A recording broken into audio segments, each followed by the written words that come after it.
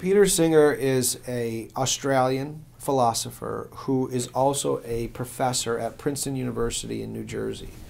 He's the most prominent proponent of euthanasia and abortion and infanticide, actually. And what happened was his own mother became ill with a form of Alzheimer's or dementia. And she reached a condition which fit his definition of a non-person but living human. And according to all of his writings and books for decades, he should have euthanized her. And instead, he and his sister hired a team of home healthcare aides to care for her until she had a natural death. Well, this got out in the news because of a reporter named Michael Spector who did a profile piece on Singer in the New Yorker magazine. Well, after that came out, all these people were asking him questions, including that guy, Michael Spector. And one time he asked Singer, he kept asking him why he violated all of his teachings with the case of his mother. And Singer actually said, "It's different when it's your mother." Singer said that. Of course, that caused a furor, and all these people wrote against him. But here's the thing, what is different when it's your mother? The difference is how much you love her.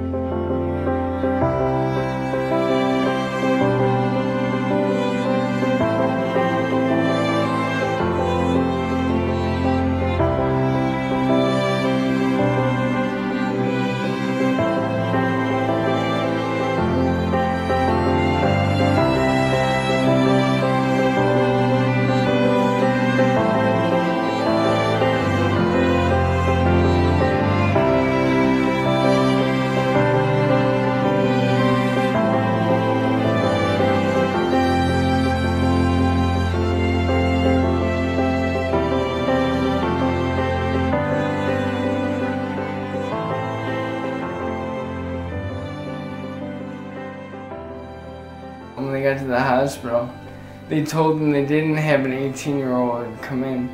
They had an unidentified man in his 40s.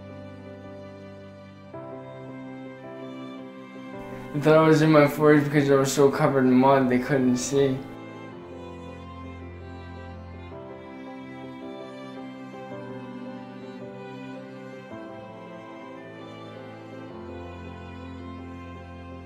It's funny what identified me.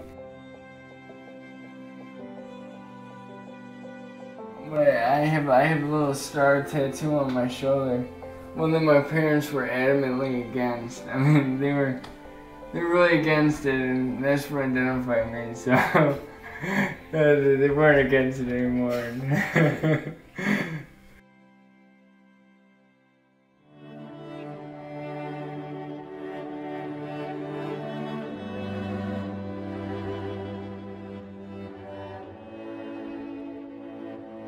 We are seeing a very frightening trend in terms of the human being as disposable, if the human being is not perfect. All we have to do is look to other countries that have socialized medicine, like Great Britain, where they have a quality-adjusted life year formula, where persons with disabilities, such as a person in a wheelchair, is to receive 25% less of the resources.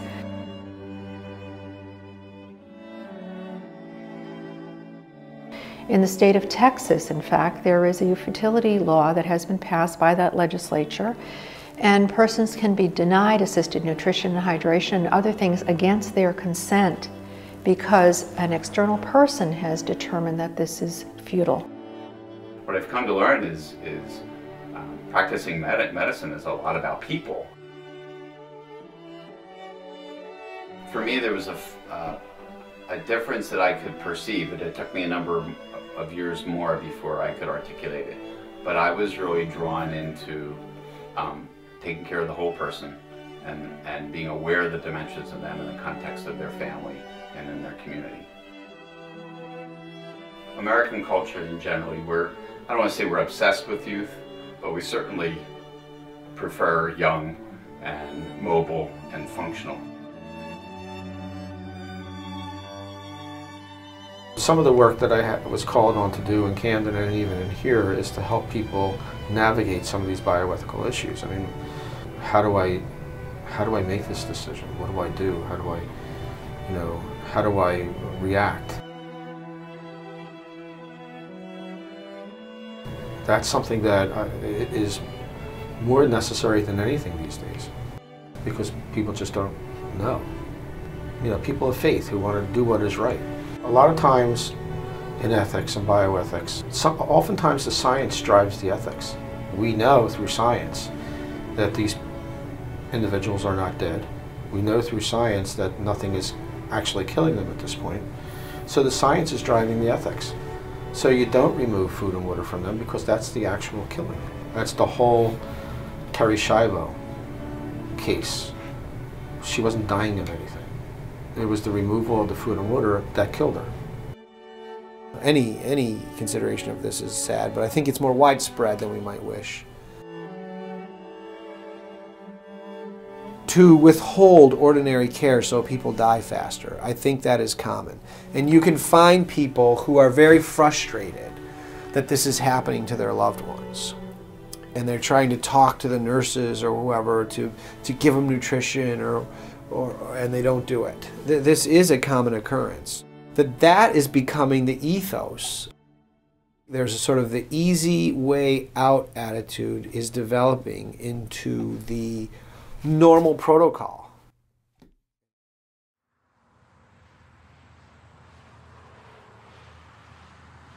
It was May 31st, 2002. I just graduated the year before from high school. And my old high school was putting on a play called The Gong Show. And I went down the road to pick up my friend. He lived about half a mile down the road. I picked him up and went back through. As I was going back through, we used to live on the lake, so my dad was fishing with my little sister, like I grew up doing. And I waved at him and he waved at me, and I went down the road about 1.5 miles. And to get to middle school, you come over 2 hills. At the top of the second hill, there was an intersection with a yield sign. And a church was a blind intersection. As I went through it, a lady coming from my right was speeding, going a little over 60 miles an hour. She ran the yield sign. She had a pickup truck and a Honda Civic. She struck my car right behind the passenger seat, cut it in half, and threw me and my friend over 30 feet into a nearby ditch. And the neighbors heard the accident. The first thing, they had to roll me over. I was face down in a water-filled ditch. I would have drowned if they didn't roll me over. They flew my friend to Strong, which is in Rochester, New York, and he passed away that day. And they flew me to Upstate, which is in Syracuse, an hour the other way. My dad actually saw all the cop cars drive by really fast, and he got a bad feeling, so he followed him down the road, and he actually pulled up on my car and saw it split in two, so he thought I was dead. And he knew one of the officers on the scene. He asked him, "Was my son dead?" And he goes, "No, he has a faint pulse, but he's being sent to Upstate. And sir, you can go see him if you want." So we went home to get my mom and my sister. And then they prayed a rosary the whole way up to see me. There's some ethicists out there that will say it's the loving thing to do, it's the compassionate thing to do to put these people out of their misery. The more euthanasia culture grows, the less research dollars and everything is put into care and pain management. There's a wonderful document, Spe Salve. It's an encyclical from Benedict. And he speaks to a society that is unwilling to walk, to be companions to, and walk with compassion with the sufferer as a cruel and inhumane society.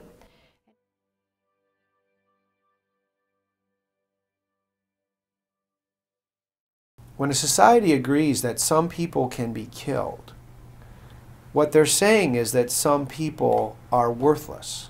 And when they say that, they have to come up with reasons, almost to justify it to themselves, why they're going to allow for killing, which really presupposes the idea that these people are worthless. And so they come up with them. And some is, well, they don't have a quality of life, which means they can't experience as many pleasures, like you said, as we can. So they are worthless and can be killed. Or they don't have consciousness, and so they are worthless and can be killed. And it means it's saying that this person who's alive right now doesn't issue any moral claims against me not to violate them. 673 persons have been assisted to die, basically euthanized, in Oregon. And in the statistics that are being gathered, they're asked, why do you want this drug? And everyone says, well, people need to be assisted to die because of pain and, of course, economics. Those are the lowest two reasons that people request to be assisted to die. 82% of them are fearing a loss of their dignity and their independence, which means they're afraid they're going to be abandoned, basically. And there are various opposites of love. The most obvious opposite of love is hatred.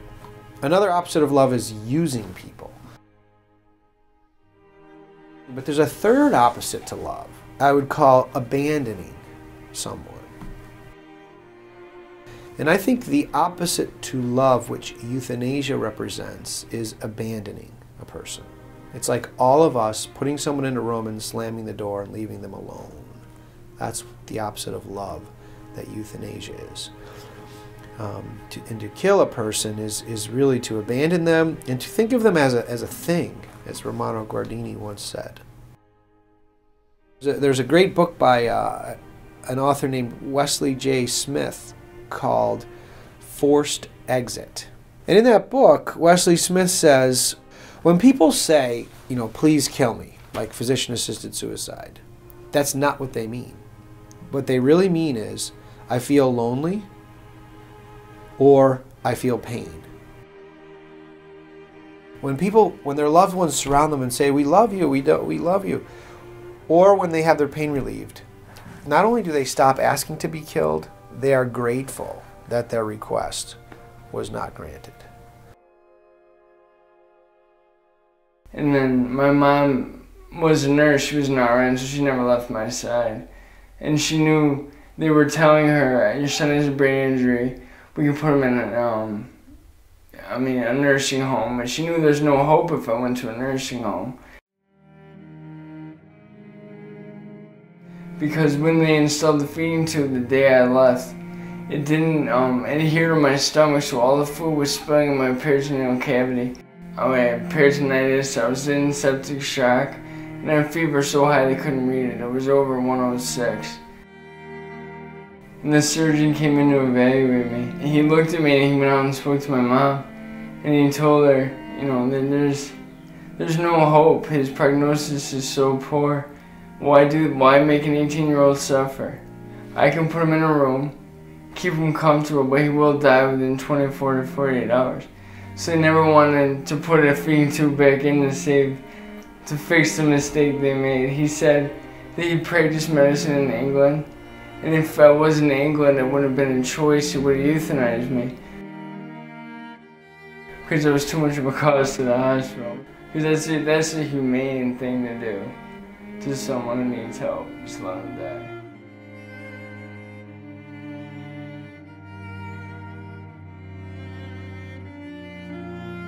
This utilitarianism often comes down to a cost-effective ratio. The problem is that we have moved to making decisions for patients, not with patients.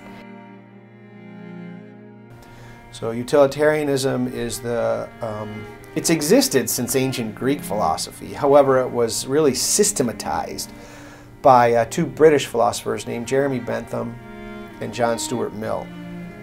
And you could say that utilitarian thinking is the ethical thinking that rules the world now. Rules governments, medical ethics committees, and all this stuff. And basically it's the view that to decide if an action that you are about to do is morally right or wrong, you look exclusively at the consequences.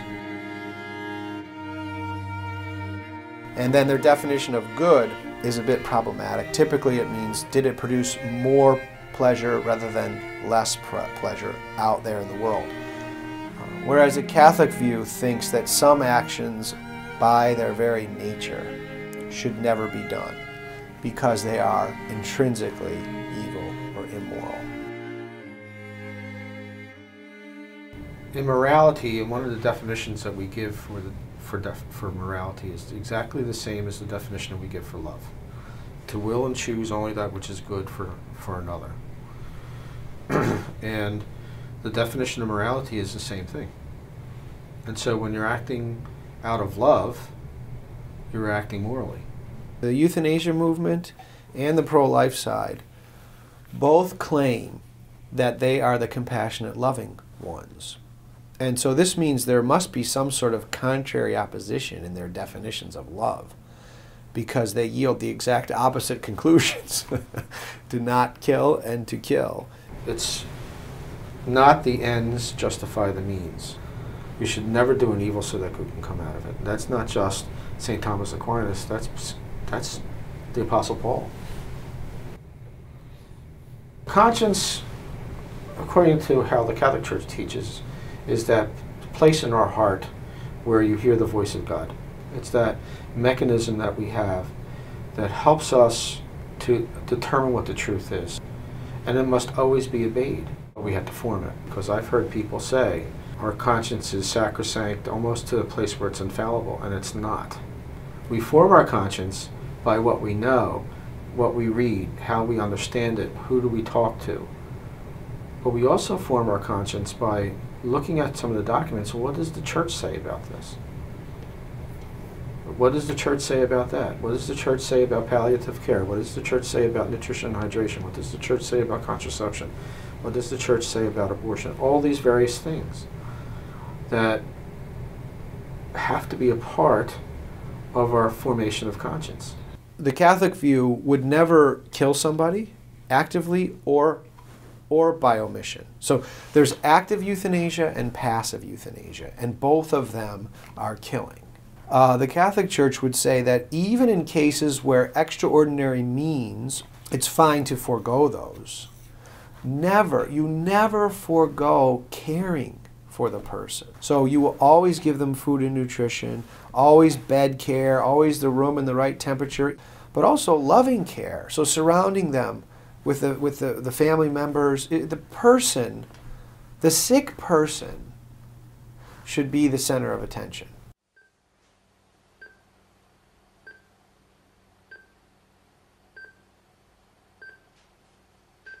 After he saved me in surgery, well, he did surgery. My mom made him do surgery.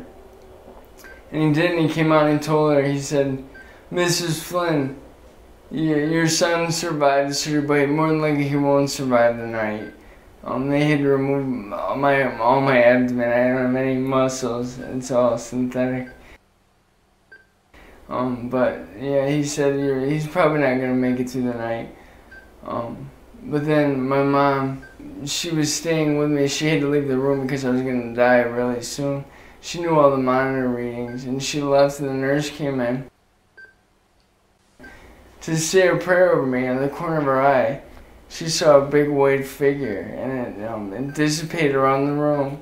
So it went around the room, and out the door and down the hall. And down the hall, a psychiatric patient was staying away, screaming out, "The doctors are trying to kill me, help me." As soon as the figure went by her door, she screamed, "God's here." And for no explainable reason, all my vital signs went right to normal. One of the simple ways I make this point in class to just get them aware of the question is, if you're walking down the street kicking a rock along and a person comes towards you down the sidewalk, you suddenly realize, I can kick the rock, but I can't kick the person.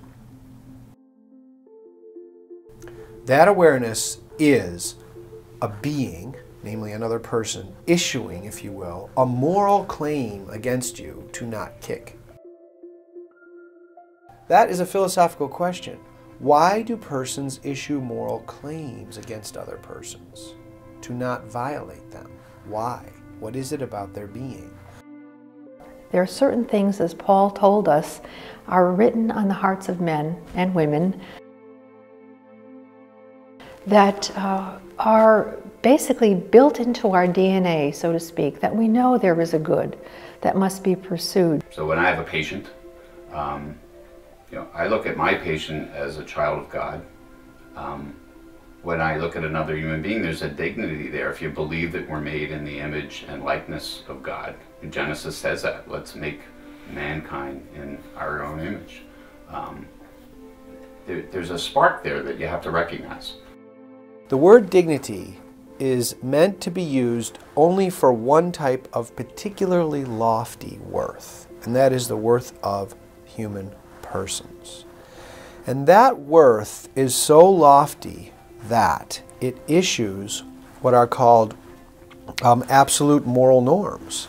In other words, because of what a person is, he has the type of dignity, he or she has the type of dignity, which makes an absolute moral claim on whoever else is approaching that person. Yeah, I think the principles and the foundational core beliefs that we have that are rooted in Scripture and even in tradition, and as Catholics, we've had a wonderful heritage in biomedical ethics. As I circulate among my colleagues, I'm continually impressed at the great gift that classical ethics, going all the way back to the Greeks, but as you come through the time of Thomas Aquinas, who've taken an interest in saying, what's a sense of right and wrong, and how do we apply that? So those broad principles are long-lasting. The circumstances and the particulars, they can change as the times do, but the foundational principles and the framework for helping to make those decisions, they don't change.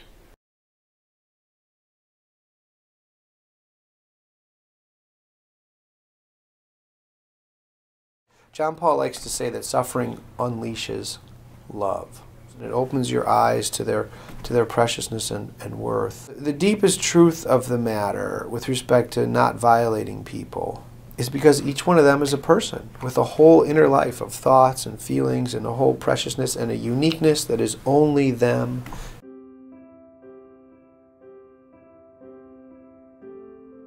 As much as people treat you badly, there will always be someone who treats you really good.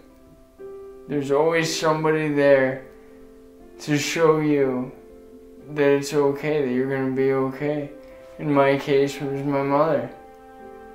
And my father and my family, they all stuck by me through everything. My mom was there all the time. She slept there.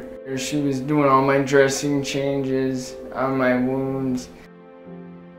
And that was when I woke up really slowly. People, when they wake up from a coma, it's not like, just wake up. It's very gradual. I had to relearn how to walk, how to talk, even how to swallow again, everything.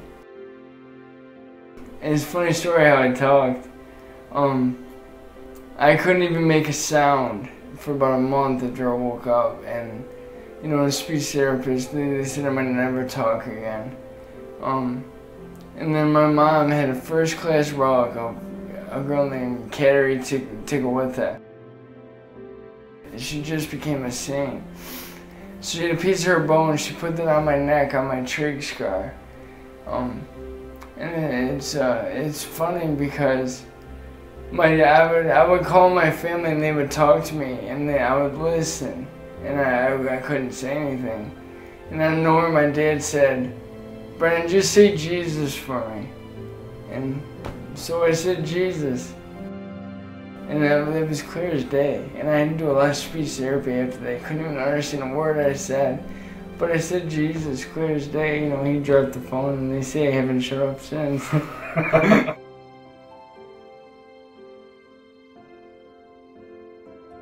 Suffering is really a mystery. In a strange way, there can be value to what suffering brings out in others. It can bring out the worst in people, and it can sometimes bring out the best in people. Now, I'm not a proponent of a lot of suffering. We take great efforts to try to reduce and relieve suffering. One of the most wonderful pieces I've ever read about suffering is an apostolic letter written by John Paul II. It's called Salvavici Doloris, and in it he does a beautiful exposition of bringing meaning into suffering by uniting it to the suffering of Christ. And the only way to really understand it is in the context of love. And uniting our suffering with the suffering of Christ on the cross, who gave up everything for us and suffered tremendously for us. Death ought not exist. But it is because of sin. We should never be causing the death. But because we're in a fallen state, death will happen, and we have to know when we should let it happen. Part of this is rooted in our culture's complete lack of understanding of the meaning of death. Death is inevitable. It's inevitable. We're all going to die. And that's part of life. And it's a pretty big part of life. And I would say now people ignore that part of life.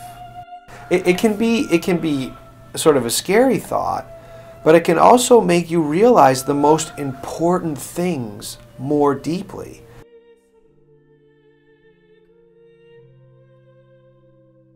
I'm going to die.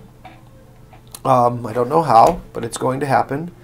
And how does that fact impact what I'm doing now? And in light of our moral life and our eternal destiny, how do we want to prepare? There was a different attitude towards dying. Now, if you ask people how they want to die, they'll say, in my sleep, without even knowing that I was going to die, just quick. Or hit by a Mack truck, painlessly, they'd probably add, but sudden. There used to be a prayer that people prayed, "O Lord, deliver me from a sudden death." The last thing they wanted was to die suddenly. Why? The reason was because they knew that in that time period of dying, some of the richest things happen. Your most deepest thoughts about your life. Your most beautiful things you might say between you and your loved ones. Your maybe most sincere confession that you've ever made happen in those times. And people wanted and growth and virtue and the whole concept of redemptive suffering. You know, we have this idea in Catholic teaching about how we can unite our sufferings to the cross of Christ for the salvation of people. People, to put it in a colloquial way, people didn't want to miss out on that. And now that whole consciousness of dying as a human act that can be performed well and that is important has been lost. I found John Paul II's example toward the end of his life to be amazing. He showed us and wasn't afraid to show us what it was like to grow old and to be frail and to fail and to have things break and couldn't be fixed. And he persevered. For us to see that was shocking and at the same time, in a way, wonderful, because he took the mystery and took the stigma out of that and showed what it was really like to be old and sick.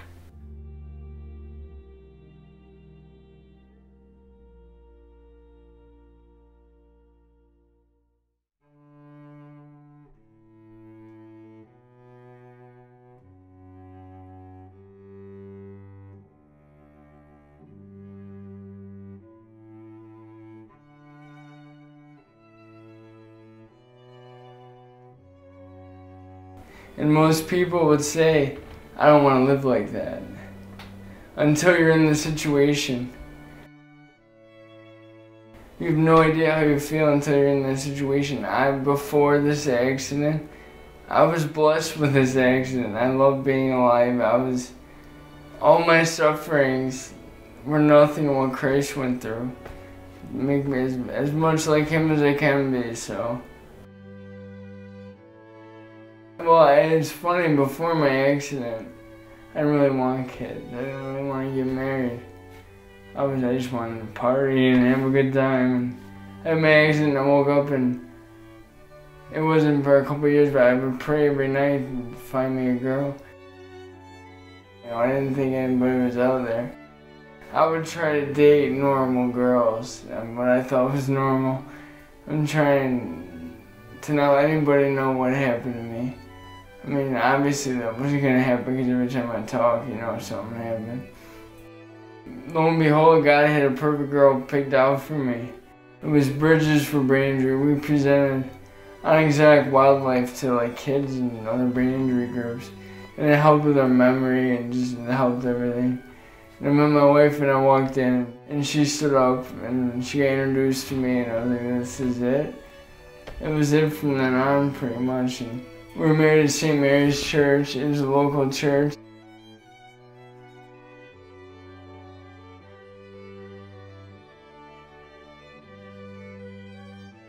It was funny because the priest told us, the only day I have open is Friday. And that day was my grandmother's memorial. She passed away when I was a year old of breast cancer on that day, September 18th. And that was a blessing from my grandfather. He passed away shortly before my daughter was born.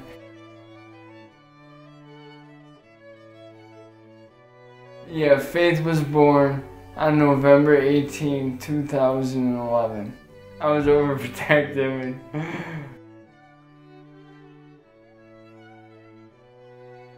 At the hospital, I stayed with Nicole and the baby, and I didn't want to leave because I didn't have good luck with the hospital. I wanted to make sure everything was just right. Every time the nurses would come in, I would question them. And it's incredible, I love it.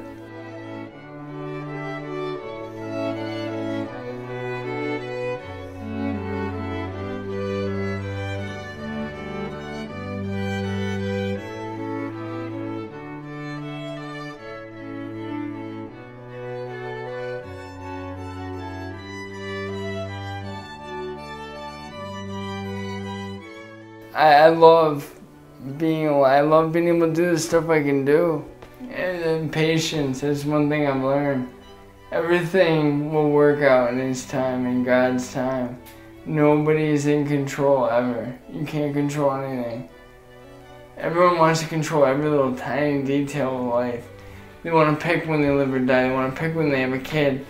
They want to pick all these things. And it's not gonna work. They say let go and let God, but I mean, it's the truth.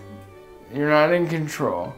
Everything will work out in His time, in God's time. You never know what God will do if you just give Him a chance.